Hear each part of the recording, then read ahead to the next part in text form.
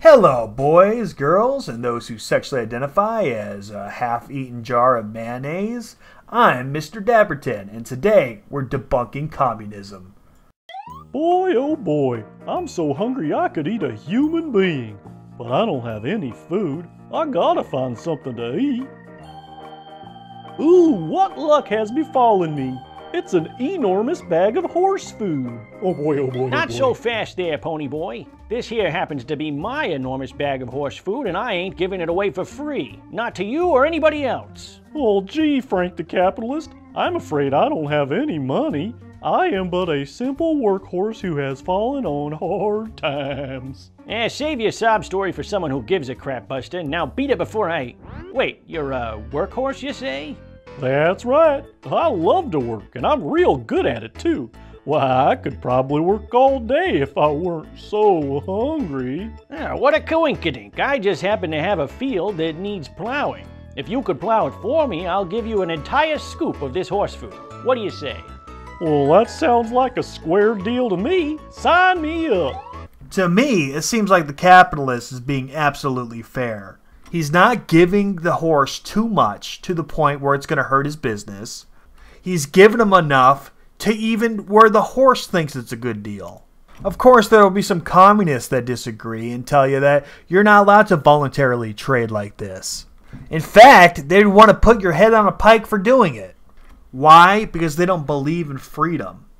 Now, communists believe that everybody's being exploited, especially in America. Well, let's look at one of the biggest companies in America, Walmart. What's this? They have a 3% profit margin? Sometimes a 1.7 profit margin? According to this, capitalists don't exploit their workers. If they raised everybody's pay across the board, even just a little bit, they would be making zero profit. You see, this isn't exploitation, but you know what is exploitation? The communists telling you that you're not allowed to voluntarily trade your labor for whatever price you want. That's exploitation. And the fact that they want to kill you over it is even more exploitation. Not so fast, Frank the capitalist. No, it's Karl Marx-chan.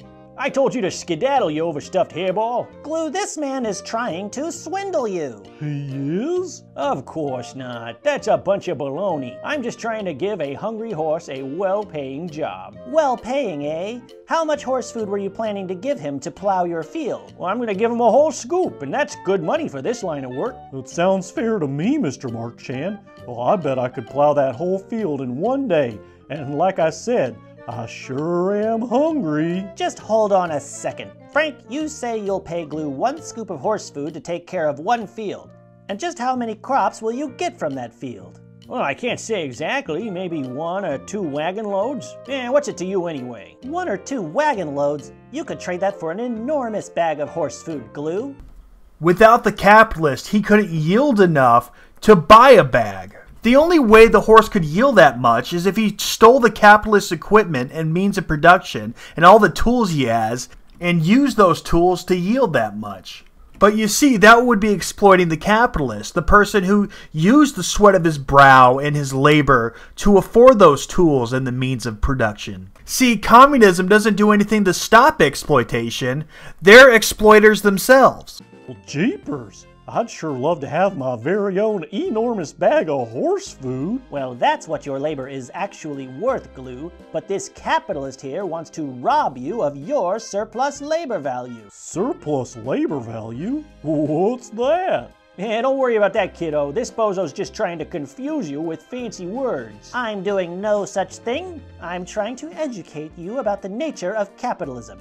Frank here intends to pay you 1 mere scoop of horse food for a job that's worth an enormous bag of horse food. I'm a businessman. You can't expect me to run a business without making a profit. Well, that sounds reasonable to me. I mean, it is his field I'll be plowing after all. Yeah, see? Nobody's buying what you're selling, Whiskers, so scram. That field is the means of production. The means of production are the expensive and valuable resources needed to produce goods. And the means of production should belong to the workers. If Glue here is the one doing all the hard work of plowing and harvesting the crops, why, he should receive 100% of the value that results from the sweat of his brow. Remember the Marx saying, from each according to their ability, to each according to their need. That literally forbids that. If you've got huge abilities but small needs, you can't take what you made. You got to give it to those with tiny abilities and huge needs. So what this Marx-like character is saying isn't true. That field's been in my family for generations. Why should I give it to some flea-bitten horse just because he works on it for a few months? Flea-bitten? If you want to share in the reward so much, Frank, then why not roll up your sleeves and plow the field yourself? Don't worry about what he does. If he doesn't want to plow it, he doesn't have to plow it. He should have the freedom to be able to pay somebody else to plow it for him if he doesn't want to plow it. Who are you to say that they're not allowed to voluntarily trade with each other?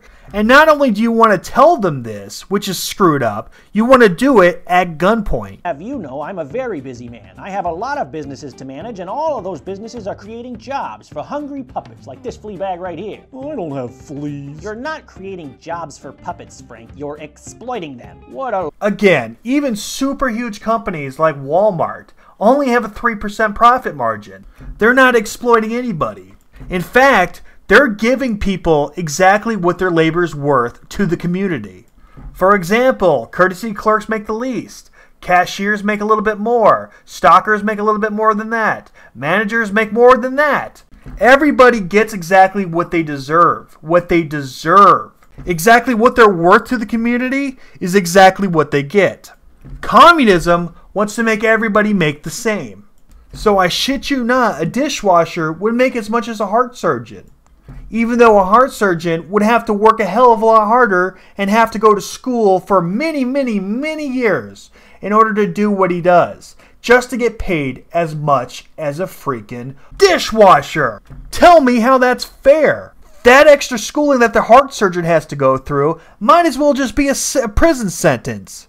Also, not to mention the heart surgeon has to work way harder every single day, way harder. So do people that have to work in the sun. They have to work way harder than a dishwasher. But under communism, they all get paid the same. That sounds like some people are treated better than others. That sounds like real exploitation to me. Fleas, do I? My left ear does get a little itchy sometimes. Try to focus here, Glue. Oh, sorry, Mr. Marx-Chan. So what you're saying is that capitalism is a system where the people who do the most work get the least, and the people who do the least work get the most? Hogwash. I work with my mind. I didn't go to puppet business school just so I could roll around in the dirt pulling a plow all day. And how did you get that fancy education, Frank? You are a privileged capitalist, that's how. You inherited wealth from your parents, who inherited their wealth, and so on for generations. There's plenty of self-made millionaires and billionaires out there. All right, I've had it up to here with this rabble-rousing Bolshevism. Do you want this scoop of horse food or not, Steeplechase? Well, gee, Mr. Marx-Chan, I don't want to be exploited, honest, but I really am hungry. I think I have to work for Mr. Frank or else I might just starve. Oh, that's all right, Glue. The important thing is that you've started to develop class consciousness. You might have to submit to capitalism for the time being to put food in your trough, but now you know you're getting a bad deal and you can start joining forces with your fellow workers to resist capitalism. Enough jibber-jabber. Get to plowing, Seabiscuit, or you're fired. Uh-oh. I guess I gotta get to work right now, Mr. Marx-Chan. Well, thanks for awakening me to class consciousness. It was my pleasure, Glue, and take heart, for the victory of the proletariat is inevitable. Yeah, giddy up, horsey, and don't come back till your work's done. Ugh, so itchy. What's getting into you, Garfield? Something wrong? I think that friggin' horse gave me fleas. Okay, guys, remember to smash that subscribe and bell button. But most importantly, remember to donate to my Patreon if you like my channel. Alright, I'll catch you on the next episode. Bye.